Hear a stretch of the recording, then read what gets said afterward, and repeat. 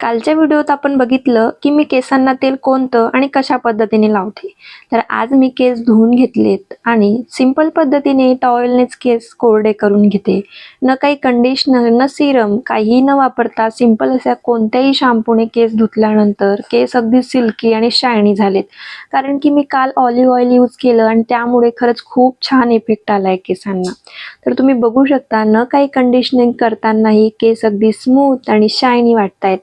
त्यानंतर बघून घेऊया की जे चेहऱ्यासाठी मी टोनर वापरते ते मी कसं बनवते. पूर्ण पहिली बॉटल संपलेली आहे, थोडंसंच उरलंय म्हणून पुन्हा बनवते. त्यासाठी ग्लिसरीन 2-3 चम्मच घेते. गुलाब जल पूर्ण बॉटल भरेपर्यंत घेते. थोडीशी जागा शेक करायसाठी सोडलेली आहे, जेणेकरून ग्लिसरीन आणि गुलाब जल व्यवस्थित मिक्स होऊन आपल्या चेहऱ्याला जाईल आणि त्यानंतर स्प्रे करून घ्यायचे. डेली सकाळ संध्याकाळ वापरल्याने आपला चेहरा ग्लोईंग आणि स्किन शायनी दिसते. Bye bye.